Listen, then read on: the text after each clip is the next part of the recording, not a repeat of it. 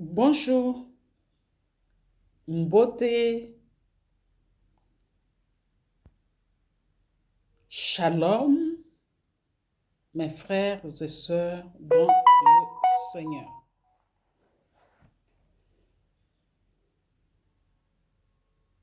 Ce soir, je partage avec nous ensemble, c'est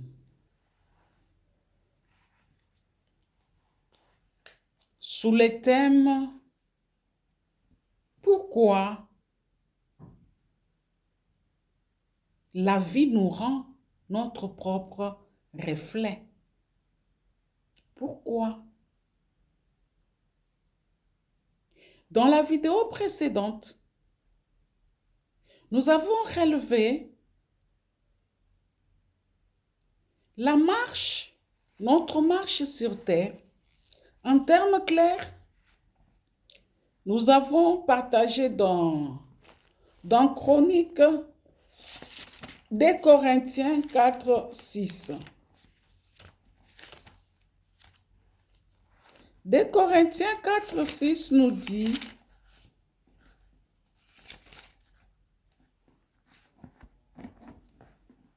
Des Corinthiens 4, 6, l'Éternel nous dit: en effet,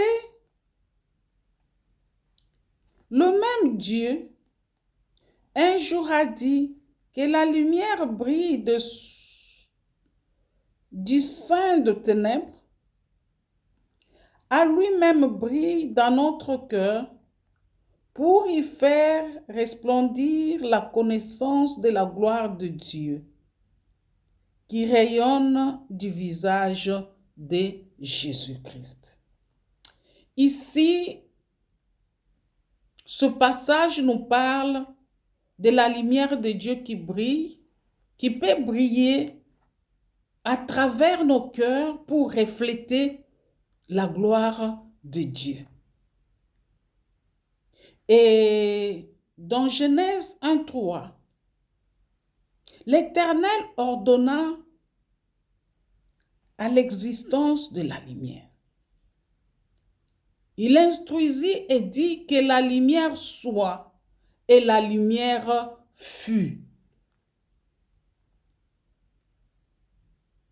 Par rapport à ces reflets,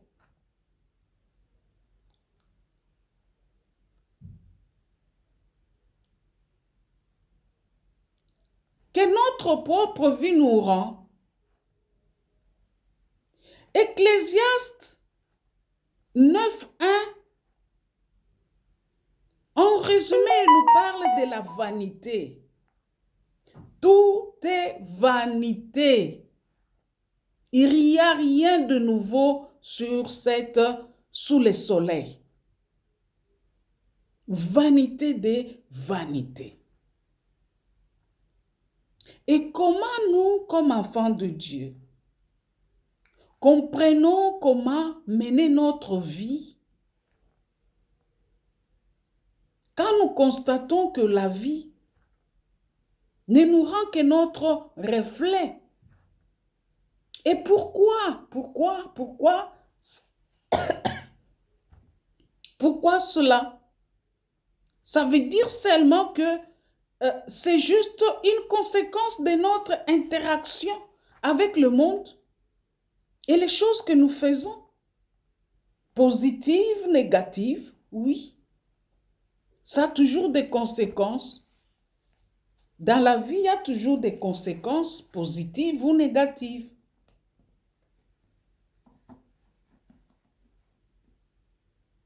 À nous maintenant de voir qu'est-ce qu'on aime. Quand vous voyez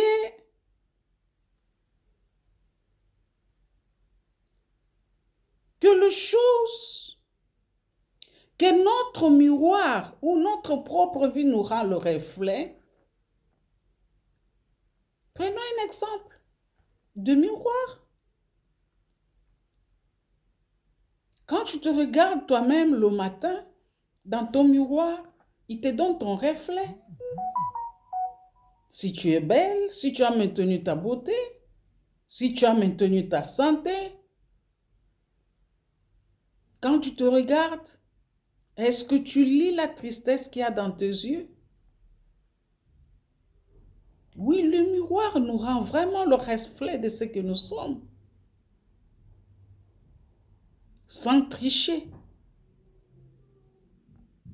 Parce que pour les femmes, là, le matin, quand tu te regardes dans le miroir, tu n'as pas encore fait ton maquillage, tu n'as pas encore mis la poudre. Tu te regardes. Est-ce que tu ressembles à ton âge? Est-ce qu'à ton âge, il est normal que tu aies des rides? À ton âge, mérites-tu avoir cette peau-là? Les hommes également.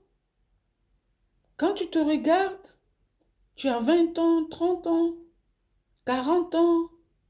Pourquoi tu fais plus âgé que ton âge?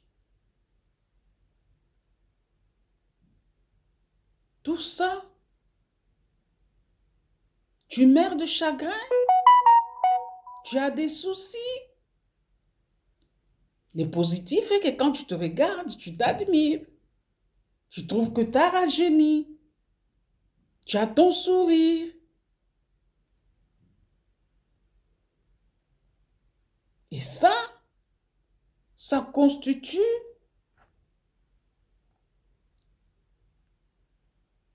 ce que tu sais voir de ton physique, tout en sachant au fond de toi ce que tu fais, ce que tu vis. Est-ce qu'en te regardant dans le miroir, tu pleures ou tu souris?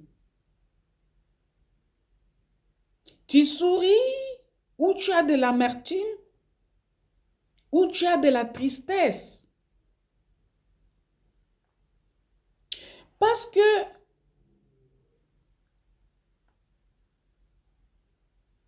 par rapport à ces reflets, au cours de notre vie, nous devons arriver à opérer de choix. Et nous l'avons déjà parlé. Nous devons opérer le choix pour pouvoir changer les cours de notre vie. Je pose les basiques pour qu'on reprenne, qu'on aille avec la même idée, la même compréhension.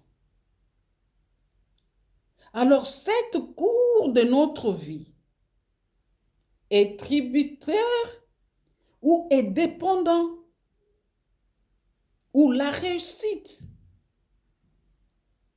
de notre cours de vie est liée au choix que nous opérons dans notre vie.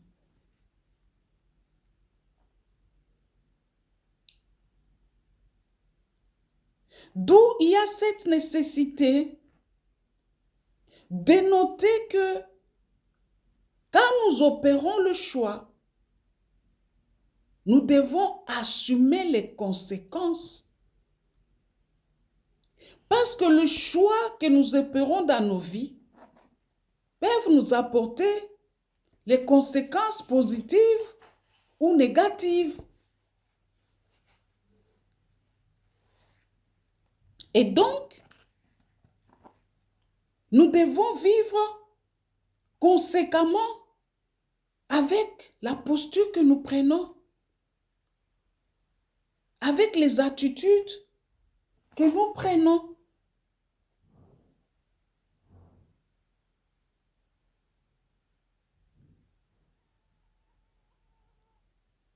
Enfin,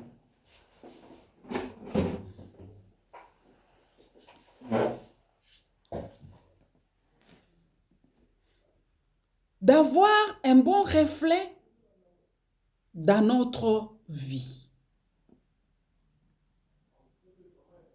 Alors, il s'est fait que avec Jésus-Christ, nous devons marcher dans la conception de l'image de l'Éternel en nous exerçant, c'est-à-dire en développant les capacités selon le prescrit de l'Éternel, en nous capacitant des recommandations de l'Éternel,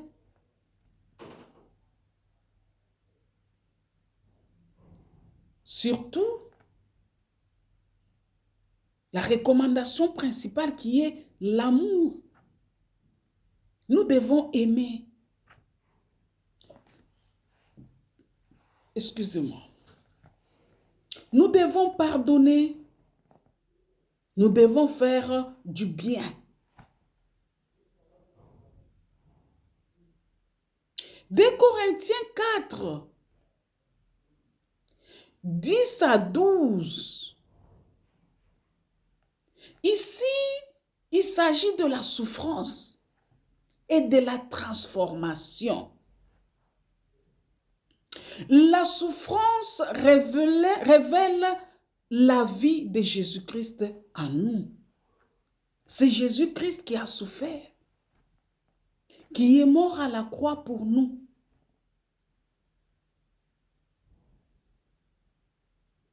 Qui est en nous désormais, qui doit nécessairement marcher avec nous.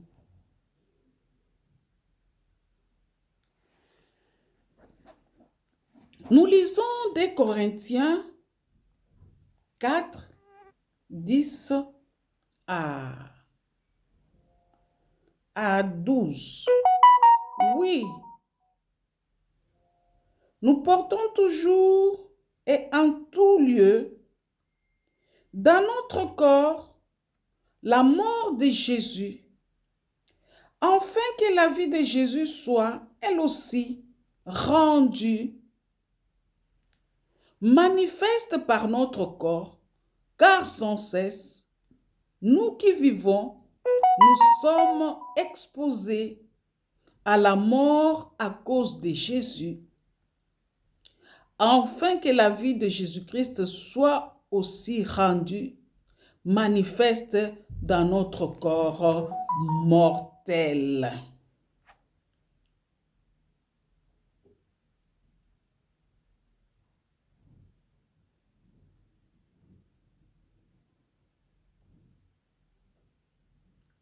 Il est évident que les épreuves qu'endure notre corps mortel reflètent la vie divine, qui est la vie de Jésus. Alors, pour vivre cette vie de Jésus, ou pour vivre cette vie avec Jésus, nous devons renoncer à nous-mêmes, à notre ego. Et par conséquent, suivre notre Seigneur Jésus-Christ, tel qu'il nous le demande. Matthieu 16, 24, ici, il nous démontre qu'en renonçant à sa propre nature, qui a des limites et faibles, permet de se confier dans la puissance de Dieu. Lisons. Matthieu 16, verset 24. Puis, s'adressant à ses disciples, Jésus dit, « Si quelqu'un veut marcher à ma suite, qu'il renonce à lui-même, qu'il se charge de sa croix et qu'il me suive. » Le Seigneur te demande de te charger de ta propre croix et de les suivre. Ici, nous devons arriver à nous confier à Dieu. Connaître que nous sommes des pécheurs. Quand tu portes ta propre croix, ça veut dire quoi? Tu dois reconnaître tes faiblesses. Tu dois reconnaître tes péchés. Tu dois reconnaître tes limites dans ta marche avec Christ.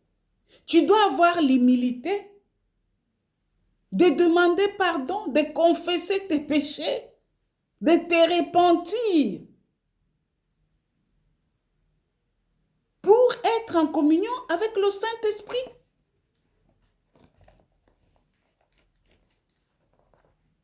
En portant sa propre croix, se reconnaître que tu n'as pas marché correctement dans la crainte de l'Éternel. Tu n'as pas obéi à la parole de Dieu. C'est s'incliner avec humilité devant ces dieux-là et se confier à la puissance de Dieu. Parce que quand tu reconnais ta faiblesse, tu confesses devant Dieu, tu as péché en parole, par action, par omission. Tu expliques les actes que tu as péchés. C'est reconnaître l'autorité de cet être suprême. C'est reconnaître sa divinité. Et en le faisant, nous devons faire le choix. Et en faisant le choix, nous prenons des décisions qui ont des implications profondes. Nous l'avions dit. Parce que dans Deutéronome 30, 19,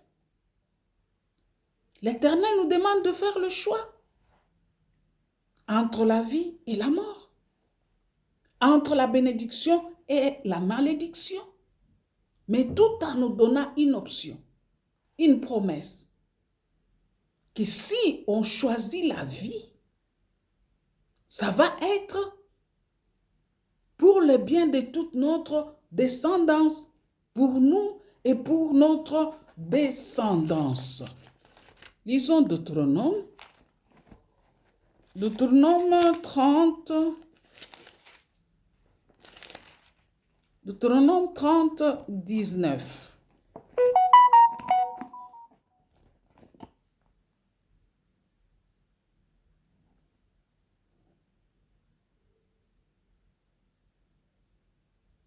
Nous allons lire au nom de notre Seigneur Jésus-Christ.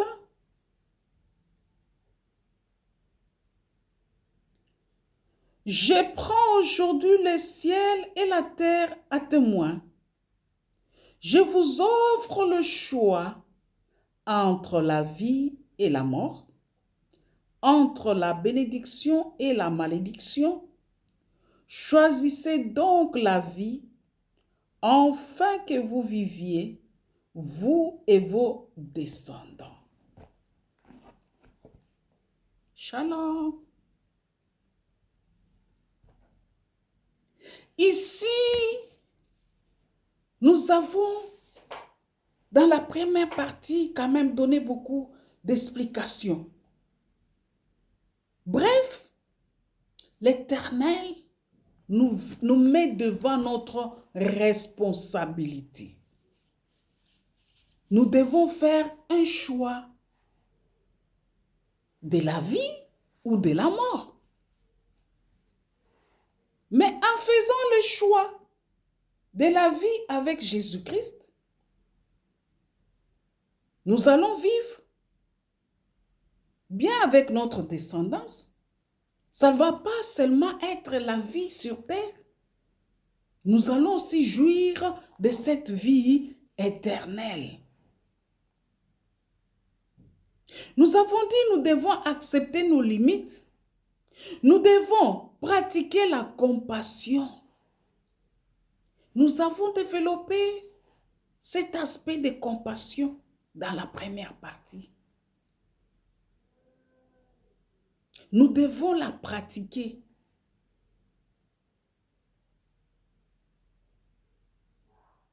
Dans notre vie, l'amour, nous devons la pratiquer.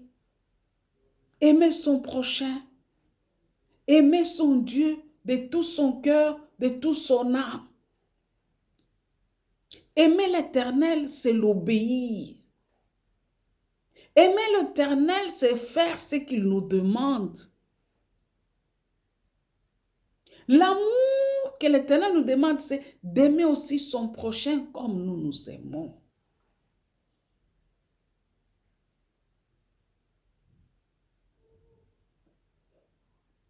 Quand on aime son prochain, on partage sa souffrance, on partage sa douleur, on partage sa joie. Tu ne peux pas aimer quelqu'un parce que tu l'aimes seulement parce qu'elle est en souffrance.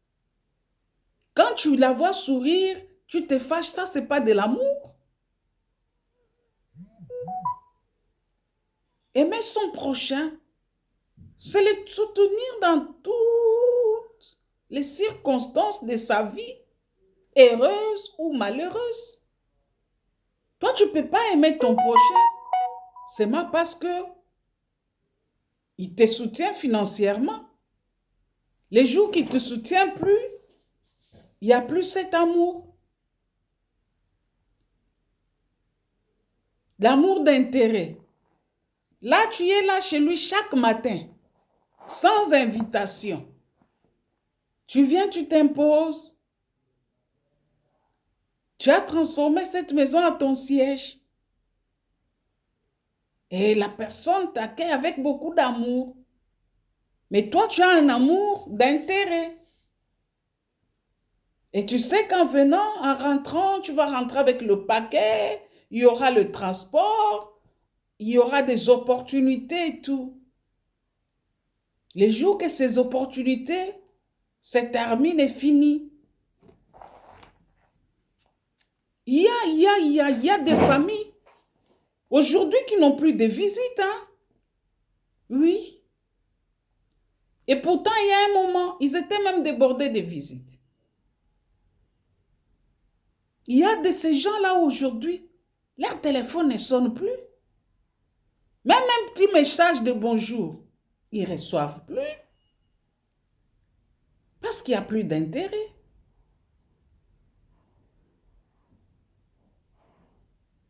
Et ça, ce n'est pas de l'amour. L'amour supporte même la souffrance de ton prochain. L'amour supporte même la méchanceté. L'amour accepte le pardon. L'amour pardonne. Donc, bref, nous devons pratiquer l'amour. L'amour, c'est le partage de ce que l'on a. Tu as la nourriture qui s'abîme dans la maison, mais tu sais qu'il y a des enfants qui dorment dehors. Il y a des personnes qui sont en déplacement. Il y a les gens qui vivent dehors parce que leur maison, avec les inondations, ils ont tout perdu. Mais ce n'est pas ton souci, ce n'est pas ton problème. Tu jettes la nourriture. Pendant qu'il y a les enfants qui achètent une cuillère de riz dans un sachet pour manger.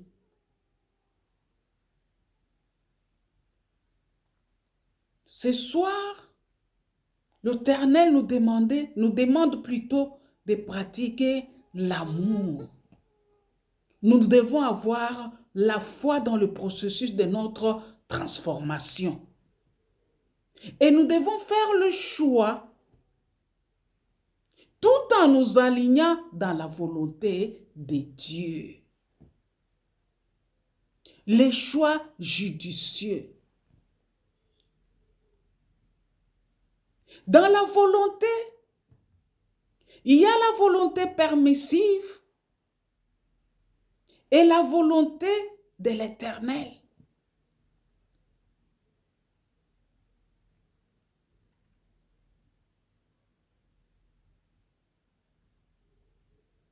Ici, l'Éternel nous demande de nous aligner, nous conformer dans le choix que nous faisons, de nous conformer avec sa volonté.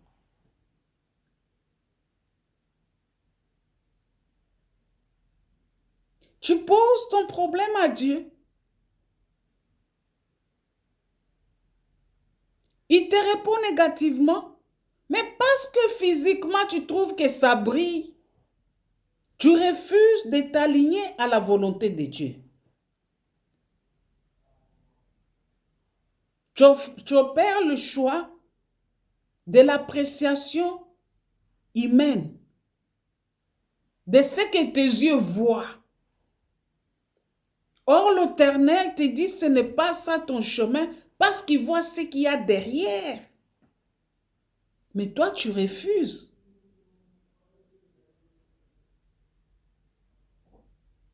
Toi, tu refuses.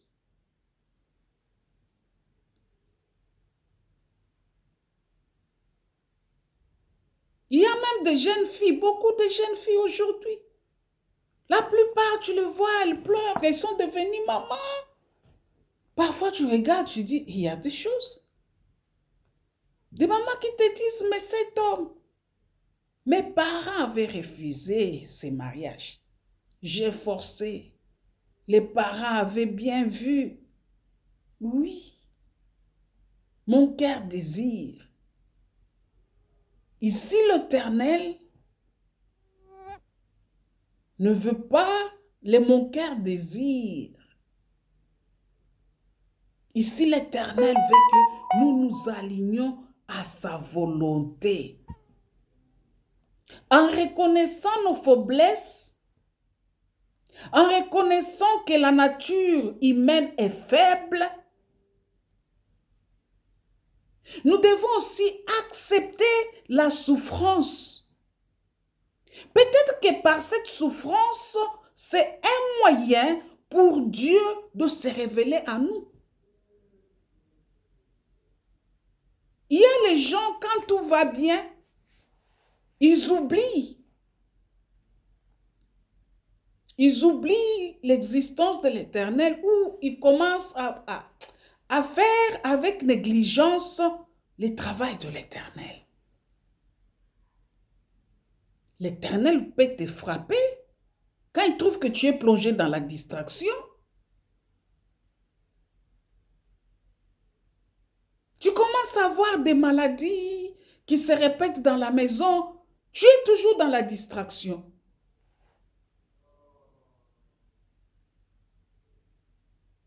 Le Seigneur peut utiliser un moyen pour te frapper, pour que tu reviennes à lui. Oui. Bref, nous devons, dans cette marche, suivre notre Seigneur Jésus-Christ. C'est tout ce qu'il nous demande. Il ne nous exige pas grand-chose. Il nous demande de venir à lui. Il nous demande de le suivre, de marcher dans sa crainte. Oui. Parce que le diable rôde. Quand tu fais un choix qui n'est pas dans la volonté de Dieu, qu'il ne s'aligne pas dans la volonté de Dieu, les conséquences sont négatives. Et le diable, il le sait. Le diable met l'incrédulité dans ton esprit. Le diable t'amène à l'aveuglement. Il te couvre, il te voile pour ne pas obéir à la parole de Dieu. Tu seras en train de commencer à lire, à la voler la parole de Dieu. Tu écouteras la parole de Dieu, mais tu ne vas pas obéir. Les diables te voilent. Il aveugle ton esprit par des dieux du monde, par des choses du monde, les momos. Tu as les mamans, tu oublies que Dieu est au-dessus. Tu changes de discours. Pour toi, prier, c'est parce qu'on est en souffrance. Tu oublies même que même si on est dans l'opulence, comme enfant de Dieu, il faut toujours rendre gloire à Dieu. Tu dois faire le prière d'adoration, de louange à l'Éternel, de t'avoir béni. Si tu es vraiment enfant de Dieu. Et si tu ne l'es pas, il faut suivre l'Éternel. Il faut sortir de cette faiblesse, venir à Jésus-Christ. Quand ton esprit est aveuglé, quand le diable avec ton esprit, avec les choses du monde, avec les petits dieux du monde,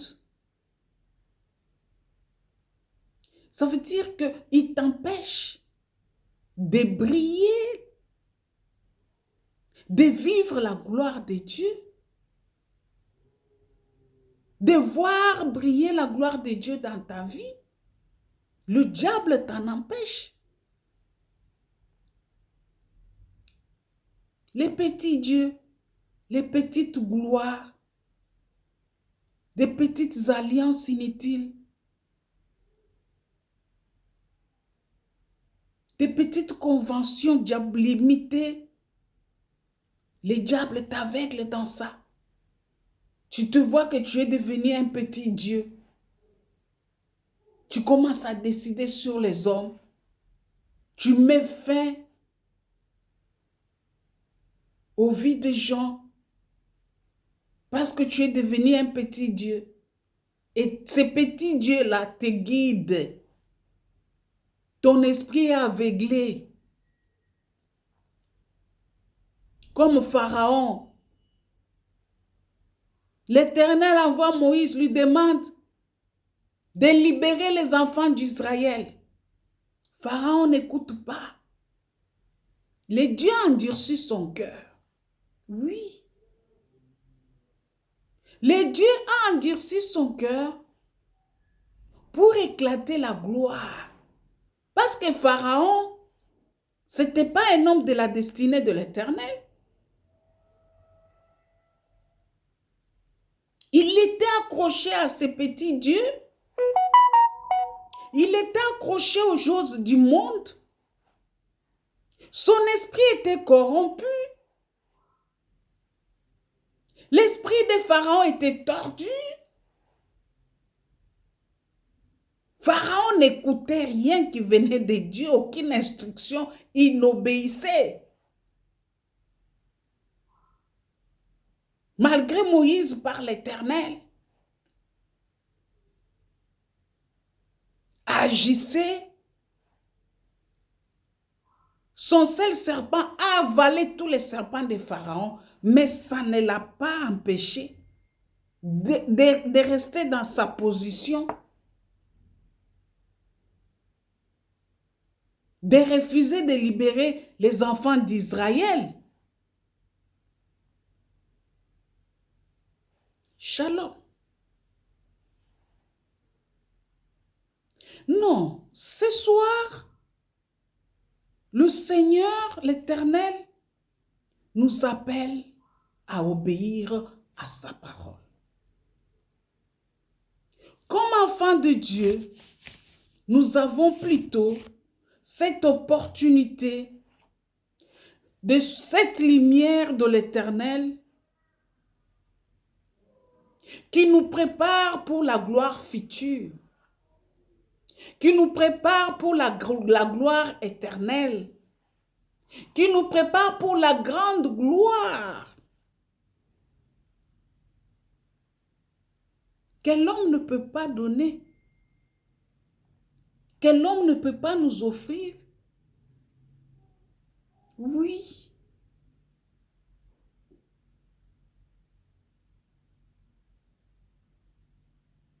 Et à ce moment, nous n'allons plus vivre le reflet que nous rend notre vie, mais nous allons vivre le reflet que va nous rendre la lumière de l'Éternel.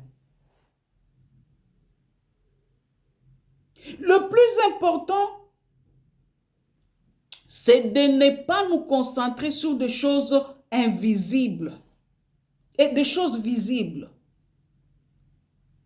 que le diable nous montre. Ne nous concentrons pas sur des choses éphémères où toi-même tu sais que c'est la vanité. Comme nous dit Ecclésiaste 9, au chapitre 1, tout est vanité. Il n'y a rien de nouveau sous le soleil, rien de nouveau. Adam, l'Éternel lui a tout donné dans le jardin, tout le bonheur à la portée. Et Ève, il a même dit qu'il faut pas, il n'est pas bon que l'homme soit seul. Il lui a donné une accompagnatrice, son aide semblable. Mais cela n'a pas suffi. Abraham a désobéi. Abraham a désobéi à la parole de l'Éternel. Abraham a désobéi à l'instruction de Dieu.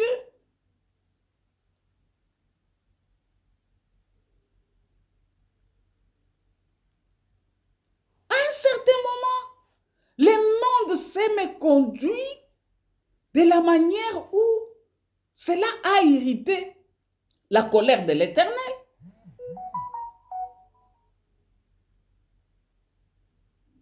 Et l'Éternel a décidé de faire disparaître tout de la terre.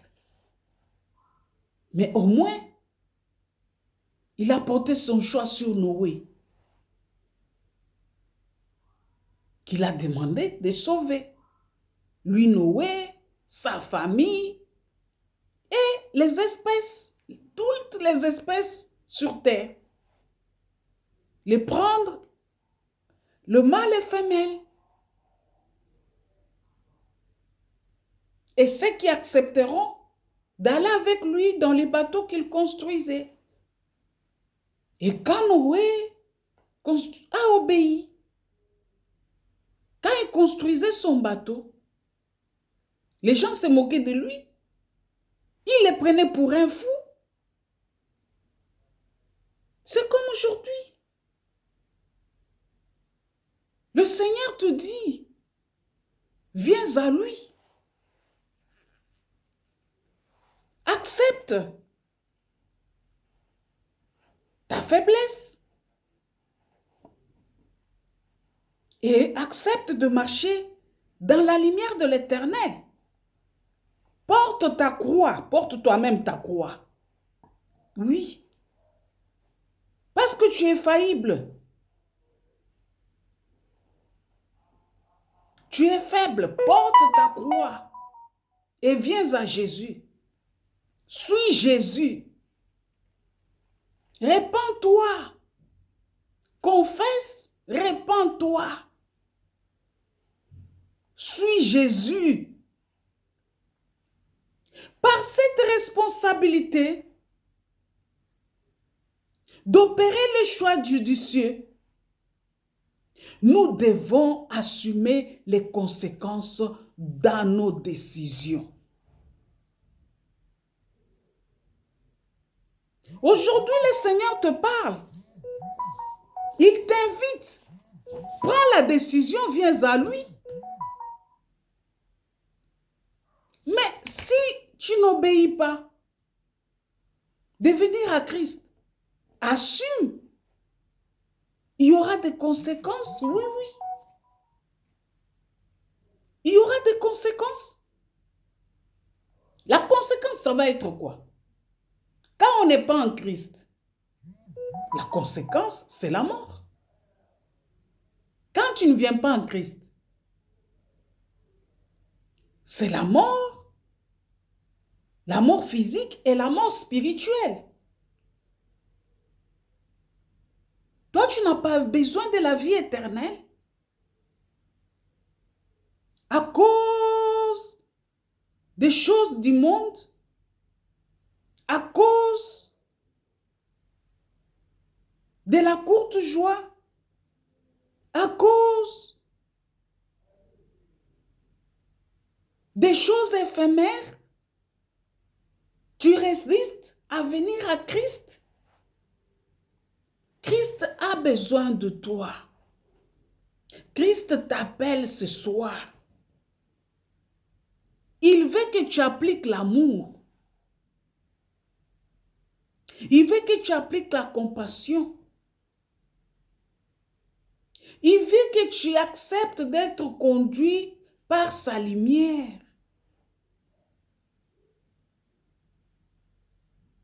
Parce qu'il veut éclater sa gloire dans ta vie. Après cette vie sur terre, il faut savoir qu'il y a la vie éternelle. Comment te prépares-tu à la rencontre de notre Seigneur Jésus-Christ? Comment nous nous préparons pour ça?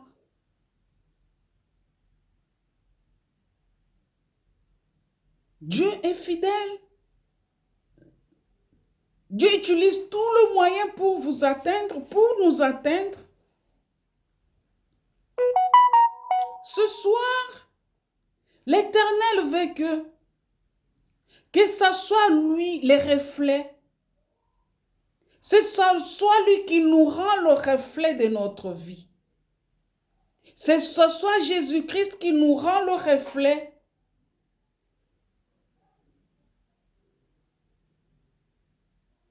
de notre marche sur terre, sur cette terre, des hommes bons, méchants.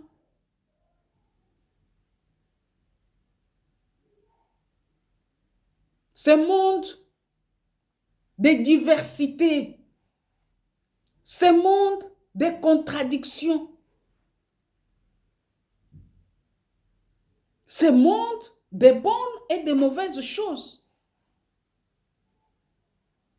ce monde de gloire et de désespoir.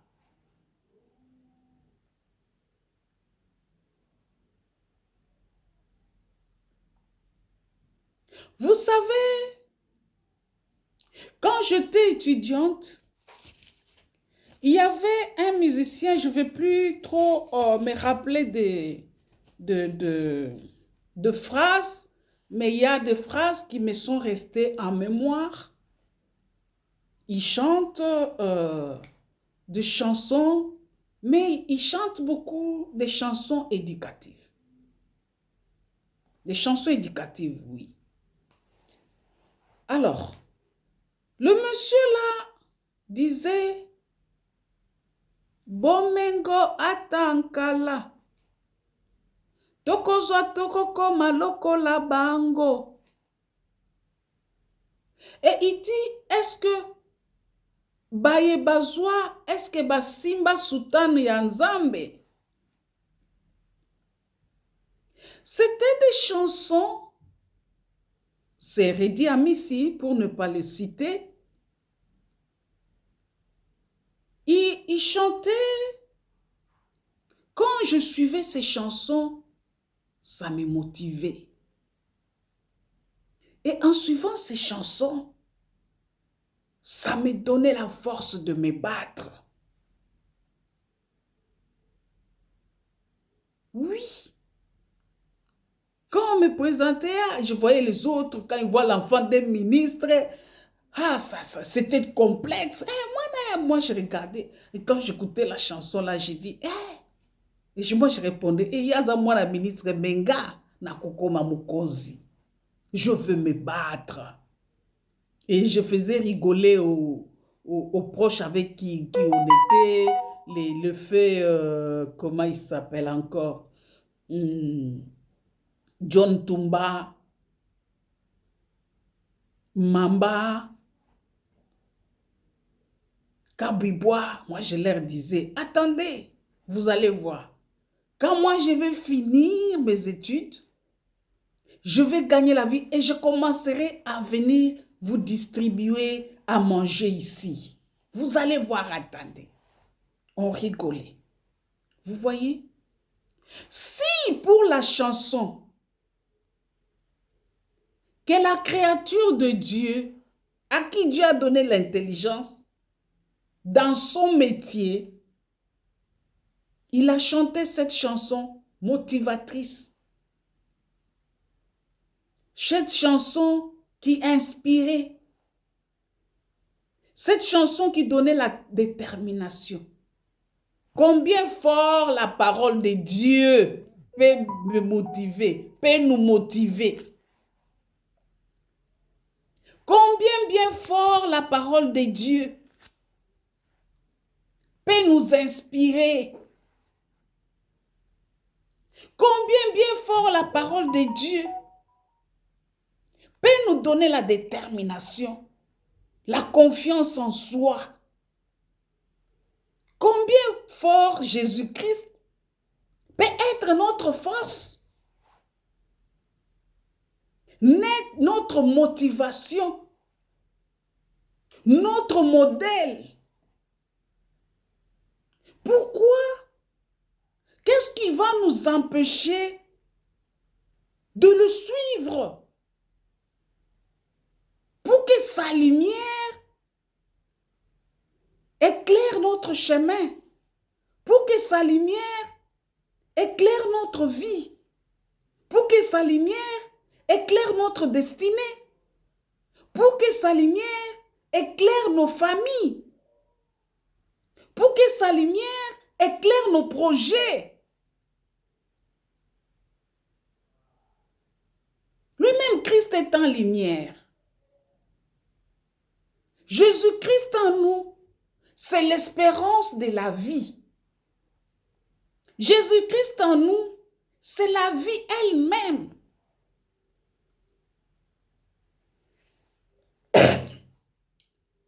La vie en Christ, c'est la paix, c'est la joie, c'est l'amour, c'est la grâce, c'est la bonté, c'est la beauté, c'est l'épanouissement, c'est la vie en abondance.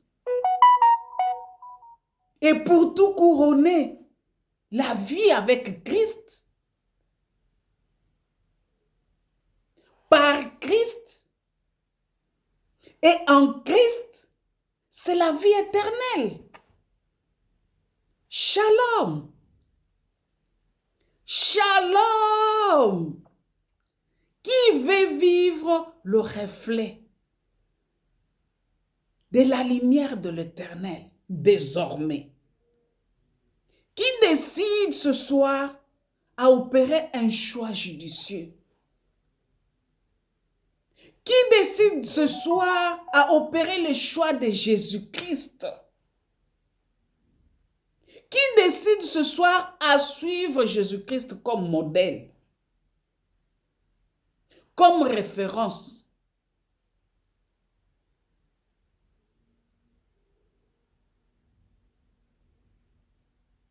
Celui qui est digne de notre révérence. Qui ce soir prend cette décision tout en sachant qu'elle engendrera des conséquences. Pas n'importe quelles conséquences, les conséquences positives.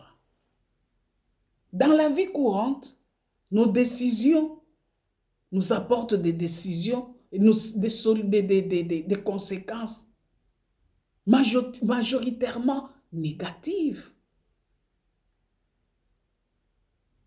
Mais vie avec Christ. Même dans les épreuves,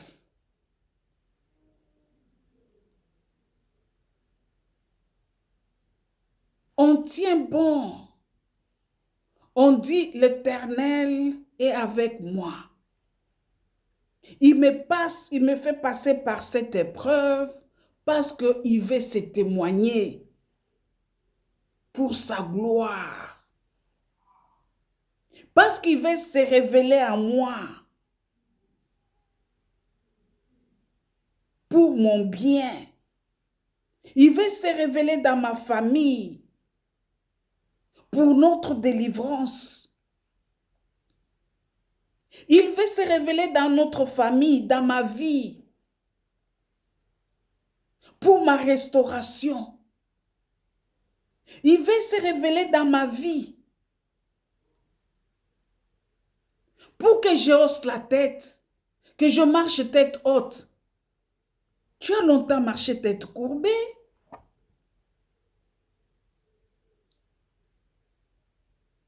Tu as longtemps marché tête courbée. Tu as assez subi des humiliations, ça suffit. Tu as assez forcé la porte là. Tu as compris qu'elle ne s'ouvre pas pour toi.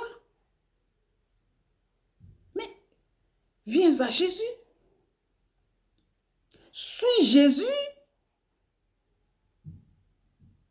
Laisse-lui faire. Laisse-lui se révéler en toi.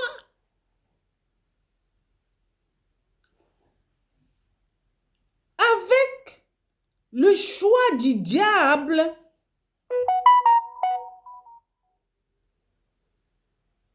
nous savons que c'est la destruction. Les échecs, la honte, le rejet, le mépris, la destitution.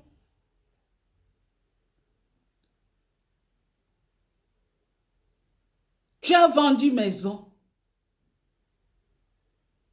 La seule maison que tu avais, tu as vendue. Tu as mis la pression aux parents pour vendre la maison. Parce que tu es allé pour être élu. On t'a élu, mais tu n'as pas été programmé élu.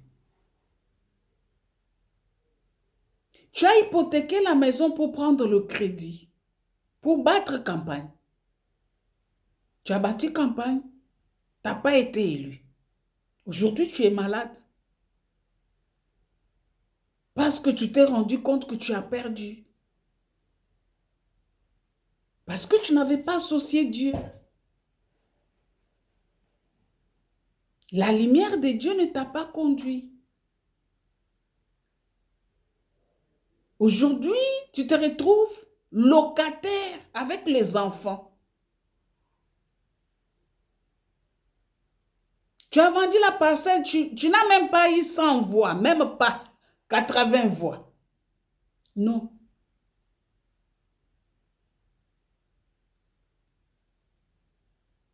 Mais lui, par contre, il a été élu. Mais on ne l'a pas proclamé élu. Mais il se retrouve sans maison, avec des crédits à payer. Tu commences à faire des crises de tension. Tout ça, c'est les diables. Et voilà toi qui n'es pas élu. Mais tu sièges en âme et conscience, sachant que tu as triché, tu as volé, tu as corrompu pour être là. L'Éternel te dit que cet esprit-là, que le diable a mis pour t'aveugler, à savoir que c'est le manque d'amour vis-à-vis de ton prochain, à corrompre pour siéger à sa place. Sachant même que toi, tu as les moyens pour vivre. pour encore vivre. Mais celui dont tu sièges à sa place là, tu connais que tu l'as mis en difficulté. Moi-même,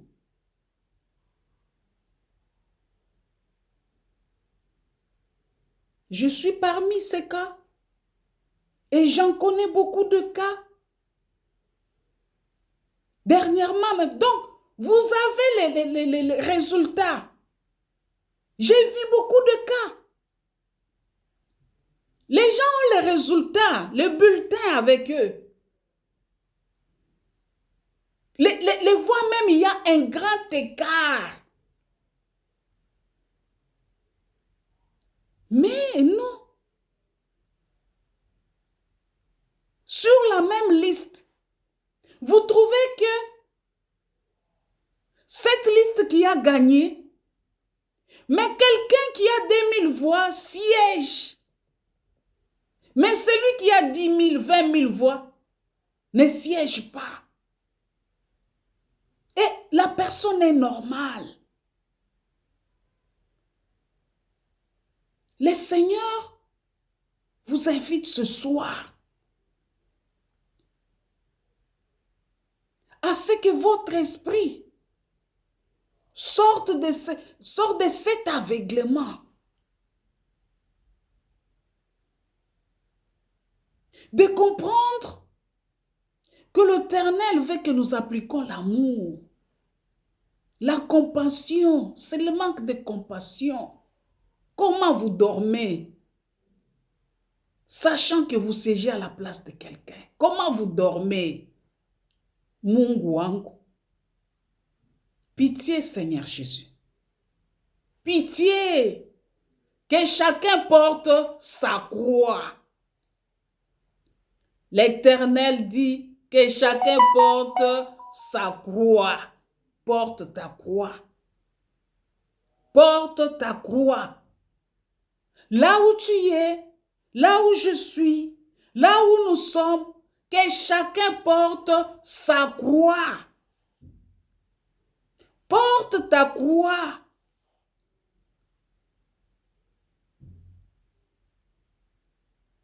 Ce soir, l'Éternel te dit, c'est lui la lumière. Suis Jésus-Christ. Porte ta croix. Viens à Jésus. Mema mikumba na yo, landa Yesu. Masumu na yo mabe na yo nyonso landa Yesu. Tu auras la vie sauve.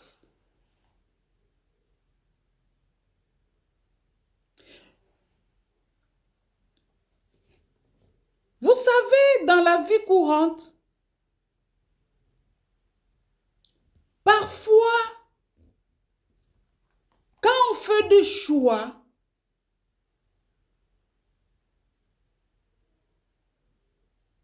mais quand ça aboutit, faut faire du recul avec Jésus pour évaluer, pour adorer Dieu. Lui dire que la stratégie qu'il t'a donnée à mettre en place a réussi. Mais aussi dans la vie. Quand il y a des échecs répétitifs, quand le choix que nous opérons nous aide pas, à un certain moment, il faut faire du recul. À un certain moment, il faut savoir s'arrêter. La vie ne marche pas avec les bras de fer. Dans le bras de fer, il y en a beaucoup qui ont laissé de leur vie. La vie sans Jésus, tu vas tourner en rond. La vie sans Jésus, sans te faire accompagner de sa lumière, tu vas te battre personnellement seul contre tous. Et tu sortiras avec un cœur brisé, avec des chocs. Beaucoup aujourd'hui ont des maladies dues au choc subi. Les maladies de cœur, s'ensuit des opérations et des opérations. Il y en a qui ont vieilli, malgré l'argent, mais font plus que leur âge. Ça a créé beaucoup de maladies dans le corps. Pourquoi? Parce qu'à un certain moment, on n'a pas mis stop. Si sur la terre, on s'est dit non, non, non, à un certain moment, on arrête. Donc, on stoppe un peu. Stoppe un peu. Évalue. Comment je prends mes décisions? Comment je me lance dans mes décisions, dans mes choix? Comment j'opère mes choix? C'est quoi les erreurs que je commets? Comment je m'y prends? Où est-ce que ça cloche? Est-ce que je frappe à la mauvaise porte? Est-ce que je vais au bon moment, au mauvais moment? Est-ce que je vais au mauvais endroit? Est-ce que c'est moi le problème? Est-ce que c'est les gens qui doivent me recevoir qui sont un problème? Est-ce que c'est la société qui a un problème? Est-ce que c'est moi qui suis un problème dans la société? Est-ce qu'il y a des secrets qui ont été faits dans ma vie qui ne permettent pas que je sois accessible, que les gens me soient accessibles? À un certain moment, il faut mettre un point et faire du recul. Est-ce que maintenant la question principale est la plus importante? Est-ce qu'avant de le faire, ai-je demandé la volonté de Dieu? Ai-je associé Dieu à ça? Donc, il faut se poser des bonnes questions. Également, il faut chercher l'information, la bonne information. S'informer au fond, en envisageant toutes les solutions possibles. Il faut vérifier que l'on fait un bon choix. Est-ce que cette personne a de personnes ressources? Dans les structures formelles, bien structurées, on demande toujours 3 personnes de référence auprès de qui on doit se renseigner pour attester que tu es digne de confiance. Et ça concerne beaucoup le poste de commandement.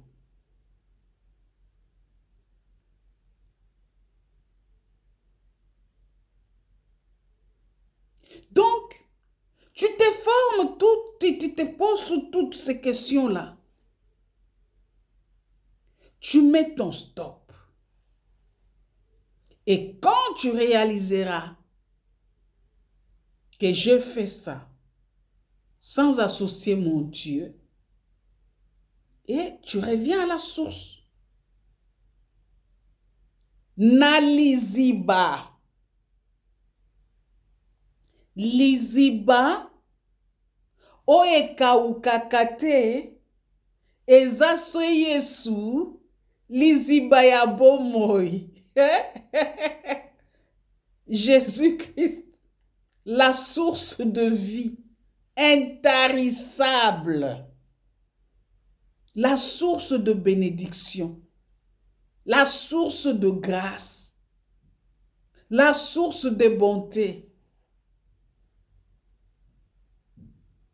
la source de mes louanges, la source de mon adoration.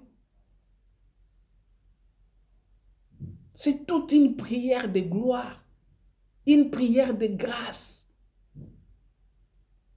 source de bénédiction. Là, tu vas te connecter à la source. Et Dieu,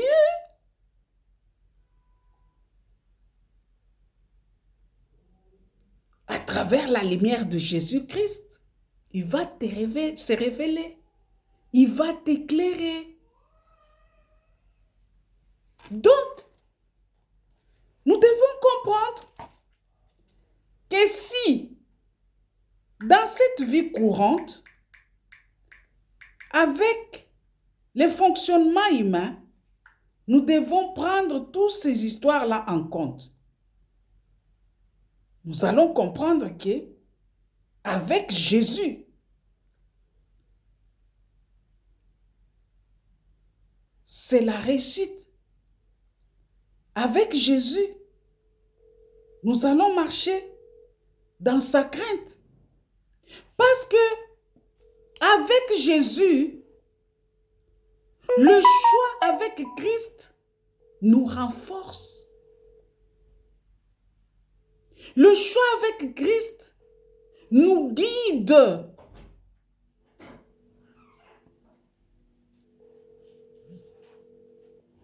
Le choix avec Christ nous guide. Ces choix avec Christ nous guident dans la paix. Nous guident vers la paix.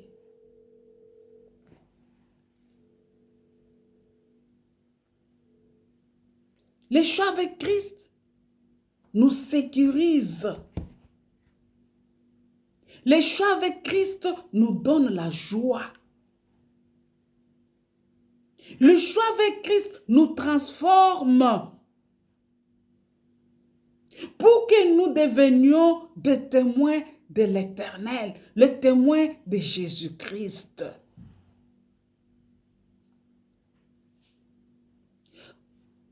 Quand nous faisons le choix avec Christ, il nous prend en charge.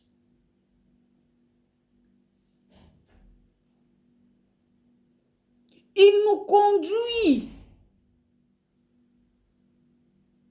D'abord, il nous donne la paix.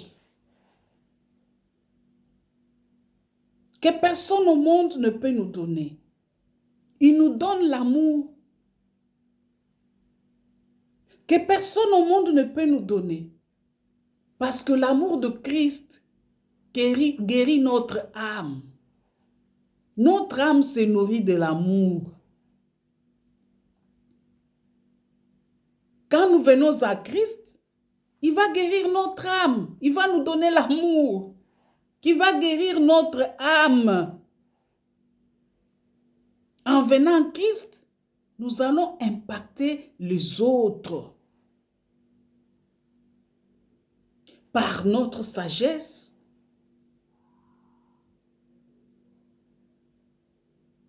par notre manière de vivre, par notre parler, par nos paroles. Nous allons témoigner notre Seigneur Jésus-Christ. Et en Christ, nous devenons des témoins de Jésus-Christ.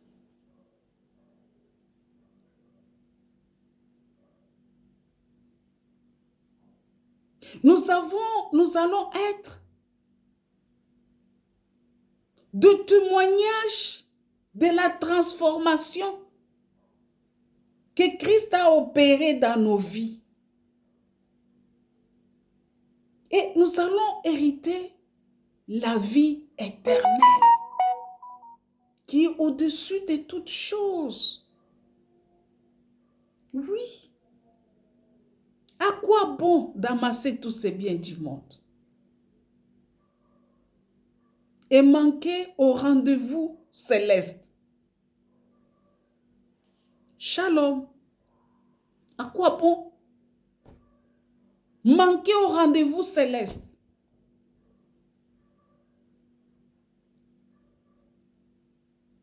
La vie éternelle, elle est réelle. Déjà, nous tous, nous savons que après cette terre, il y a une vie. La vie céleste. Le fait déjà qu'on a perdu les êtres chers, ces vides-là nous enseignent qu'il y a un être suprême. Oui, c'est vrai, il y a les gens qui vont déposer les fleurs. Je vois aujourd'hui, on fait des mausolées. Oui, c'est protocolaire.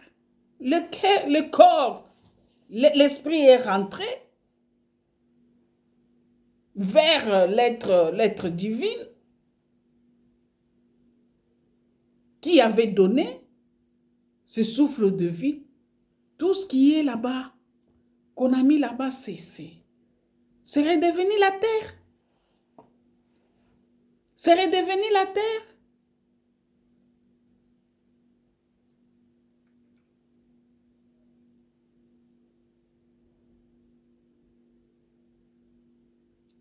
La preuve en est qu'il y a des cimetières qui sont devenus des lieux habitables. On a désaffecté les cimetières. On a loti. C'est devenu la terre. Habitable.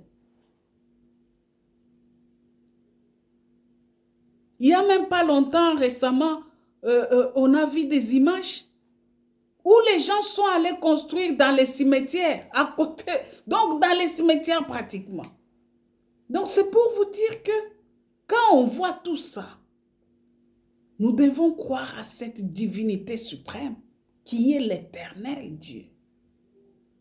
Alors, si toi tu refuses de venir à Jésus, de suivre Jésus, quel est le reflet que te donnera ta vie si ce n'est que le reflet de toi-même?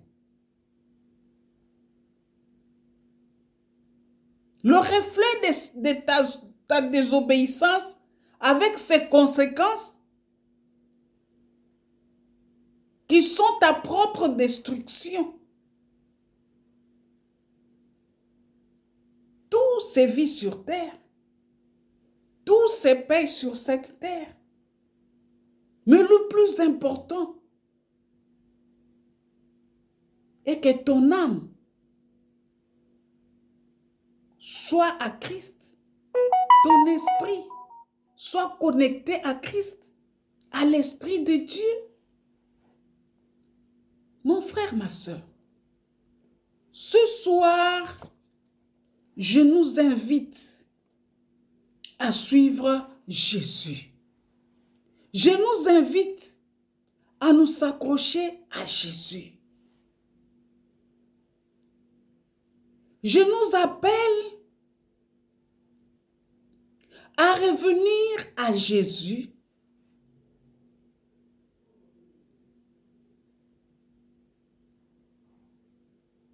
à nous conformer à l'Éternel, à appliquer ce qu'il nous demande, l'amour, la compassion, la joie. Partageons la joie. Et ces grâces seront notre partage pour la gloire de son Saint-Nom. Alors, le reflet que nous rend notre vie avec ses conséquences nous démontre qu'en opérant le bon choix, qui est Jésus-Christ, en opérant le choix de la vie, nous vivrons avec notre descendance et nous vivrons la vie éternelle. Et par cette occasion, l'Éternel Dieu nous comblera de ses grâces, de ses faveurs. L'Éternel Dieu va nous transformer. Nous aurons la transformation intérieure.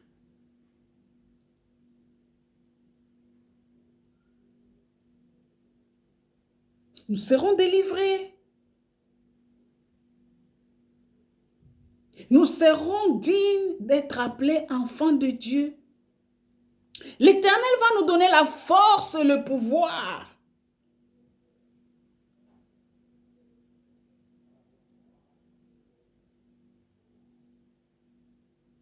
L'Éternel Dieu va nous impacter.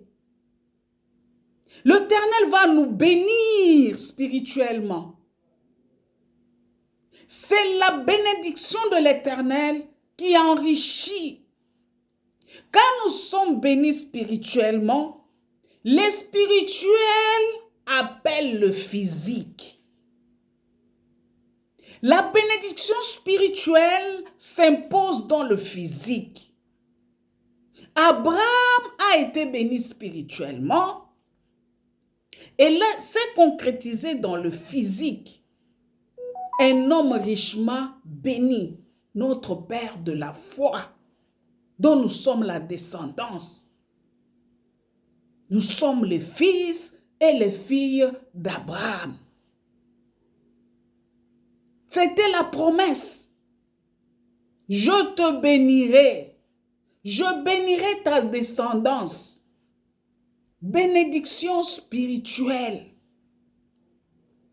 qui a pris corps dans les physiques. Et nous en sommes bénéficiaires. Et cette bénédiction, elle est spirituelle qui impacte notre vie physique, notre vie sur terre. Et cette bénédiction spirituelle nous donne accès à la vie éternelle, à communier avec notre Dieu, à vivre cette joie avec Dieu, à partager ces grâces de Dieu.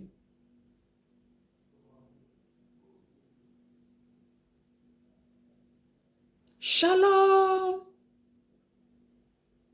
Vivons les grâces de l'Éternel. Vivons le merveille de l'Éternel. Venons en Christ. Il nous attend.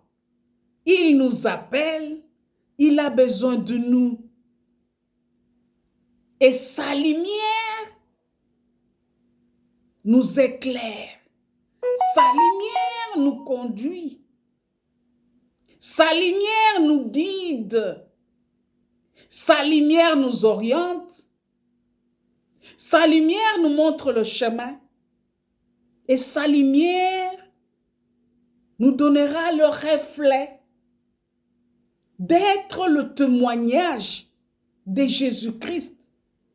Le reflet de la lumière de l'Éternel fera de nous les témoignages de Christ. Parce que ses faveurs, ses grâces reposeront sur nous. Même dans notre parler, nos paroles seront des paroles de bénédiction. Des paroles de paix. Des paroles de joie. Des paroles qui apportent bonheur. Même ton bonjour, quand tu dis à quelqu'un, ça lui comble de joie. Même si cette personne était triste, elle sent en elle qu'il y a une joie que tu l'as communiquée. Parce que ce moment-là, tu possèdes la chose de Dieu. Ton bonjour communique la lumière de l'Éternel.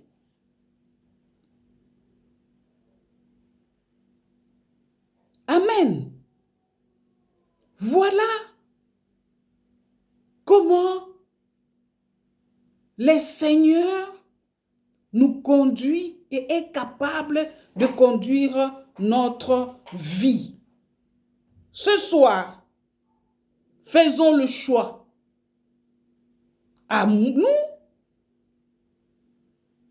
de savoir faire le choix. Choisir entre la vie et la mort.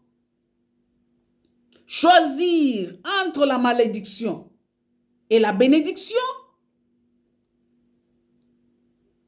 Choisir que Christ soit notre guide. Choisir la lumière de l'Éternel, Dieu. Choisir de suivre notre Seigneur Jésus-Christ. Et en faisant ce choix de vie, en faisant ce choix de bénédiction, en faisant ce choix de suivre Jésus-Christ, nous allons être le témoignage de Jésus-Christ dans le monde.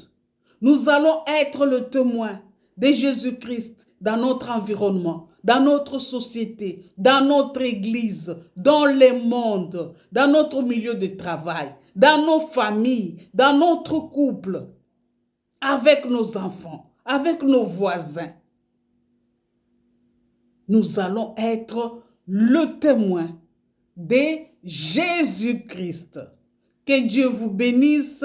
Shalom, shalom. Merci de choisir de suivre Jésus-Christ. C'est la parole du Seigneur. Que Dieu nous bénisse, qu'il nous bénisse, qu'il nous bénisse pour ce choix judicieux que nous opérons ce soir, cette nuit, à suivre Jésus-Christ et seul Jésus-Christ et à jamais pour hériter le royaume des cieux, pour être transformé, pour vivre la bénédiction spirituelle de notre Seigneur Jésus-Christ. Bye bye. Shalom. Dieu vous aime. Soyez bénis.